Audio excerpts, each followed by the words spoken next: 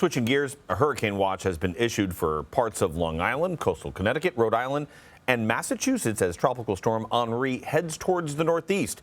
Right now, Henri is out in the Atlantic, heading west. The storm is expected to grow and turn towards the New England coast. And I'd like to bring in CBS News meteorologist and climate specialist Jeff Birardelli, who's been tracking Henri. Jeff, what's the latest on the timing of this storm? It looks like it's probably going to hit on Sunday. And, you know, this morning, if you were watching, you noticed that the tracks were shifted further west. Well, that still stands right now, and that means it doesn't just put Cape Cod in harm's way. It puts pretty much everywhere from Long Island straight through the southeast New England and Cape Cod in harm's way. We're not exactly sure where it's going to go just yet, but here's kind of a wide view of the satellite. As we zoom in, we put a different satellite perspective on for you, and the reason why I want to do this is show you that the storm's a little lopsided.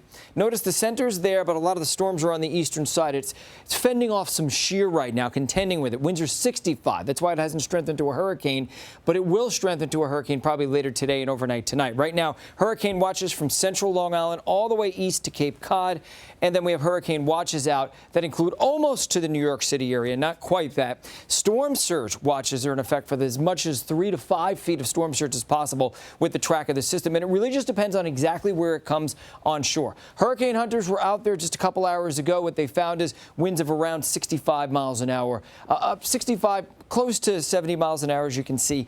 So, you know, any more strength, once it gets to 75, that's when it becomes a hurricane, and we do think it's probably going to happen later on.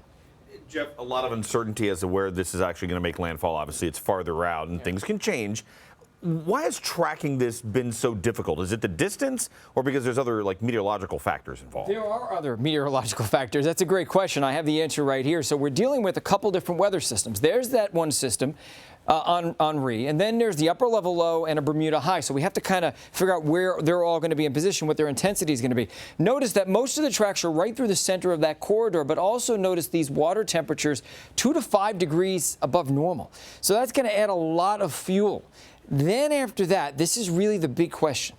We have this storm system swirling around the middle Atlantic. It's likely to capture the circulation. That's why we've seen this western shift in tracks. And notice how many of these computer models, all these lines are different computer models. Notice how many are to the west, even, you know, just east of New York City, even western Long Island. It's not out of the realm of possibilities. The other half are further east towards southeast New England. National Hurricane Center track, it takes it further east than the majority of models, so this still has a chance to shift further towards the west. This is a look at future radar, and we're also going to put on the National Hurricane Center track, and you'll notice it's kind of moving northeast, but then it gets sucked in and moves slightly northwest.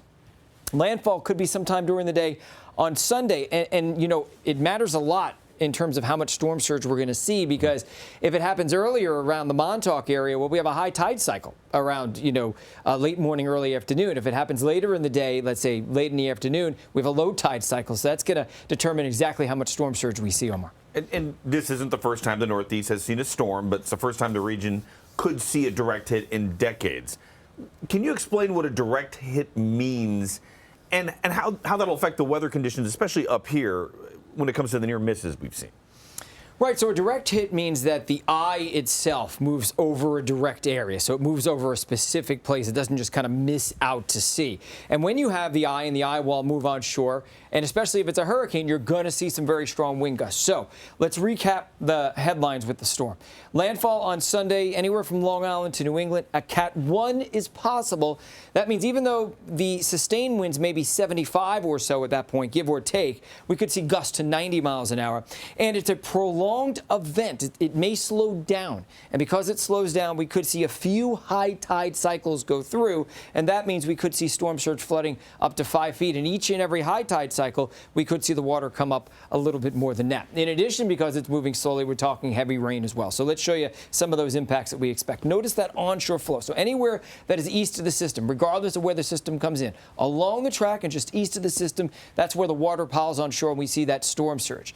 Now on the western side, you're not safe from some of the impacts at least, and that means torrential downpours, which will soften up the ground, knock down trees, and also gusts over 75 miles an hour, and that means likely a lot of power outages, a lot of hazards.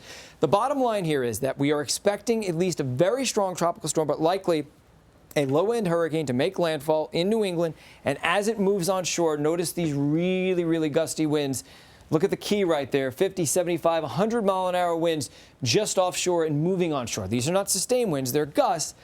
But again, it's been a long time since folks have dealt with a direct impact of a hurricane.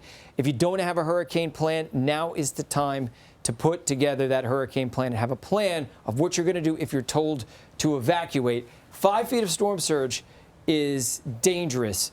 Don't take it lightly. If you're told to evacuate, evacuate. A lot to keep an eye on. Jeff Beardelli, thank you very much.